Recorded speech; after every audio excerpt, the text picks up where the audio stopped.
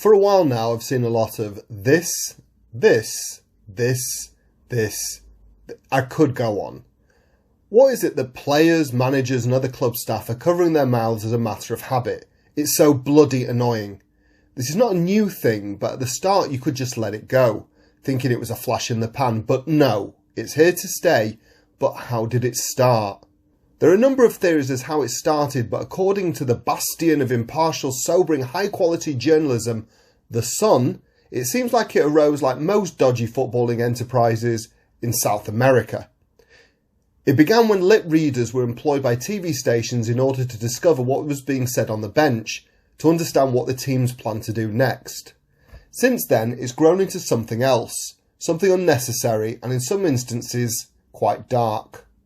However, according to notable PR consultant Phil Hall, he says it amplifies what a player or coach is trying to instruct the player or non-playing staff member because stadiums are noisy.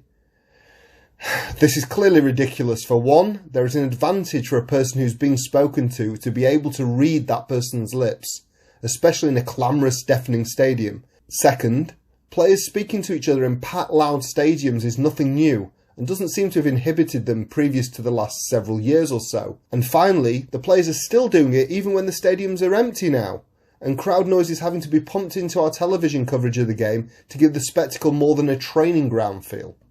More likely, in my opinion, in the advent of this social media age, it's easy to put words in the mouths of players who didn't say what they're being accused of after some incident on the pitch and something blew up, and in fact said something similar. Twitter is judge, jury and executioner of even the most innocent of players. Better to cover your mouth so words are literally not put there, or they are saying less than savoury things to officials, opponents and even their own teammates. But what's my problem with this? Why am I making a video about it? Surely it's not that important. Well, maybe it's my Britishness, but I was always brought up that talking behind your hand in a secretive manner was rude. And in this way it's done so obviously, it's not exactly subtle. And it also seems unnecessary and on the face of it, just stupid. But forget about my personal foibles with this new mannerism in the game. Let's take the recent incident between Rangers and Sparta Prague in the Europa League match between the clubs, and the alleged racist abuse from Prague player Ondrej Kudela directed towards Djurs player Glenn Kamara, who is of African heritage. Kudela covered his mouth with both hands and allegedly whispered a term that Kamara took great offence to, a slur commonly attributed to black people. Without this culture of covering your mouth when talking to an opponent, Kudela's still unproven comments would look far more sinister and harder to pull off as an innocent exchange.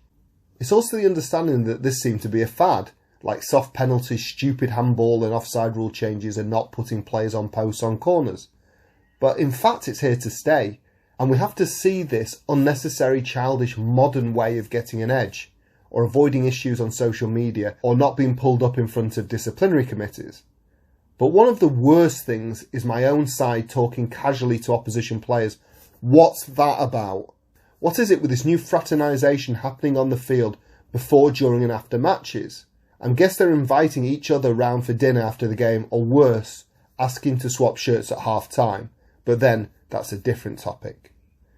Anyway, that's my 2 pence worth. What do you think? Does it bother you, or is it just a minor part of the modern game that simply passes you by and you don't care about it? Please comment below, and if you enjoyed the video, like, share and subscribe to help the channel grow. Thank you for your support.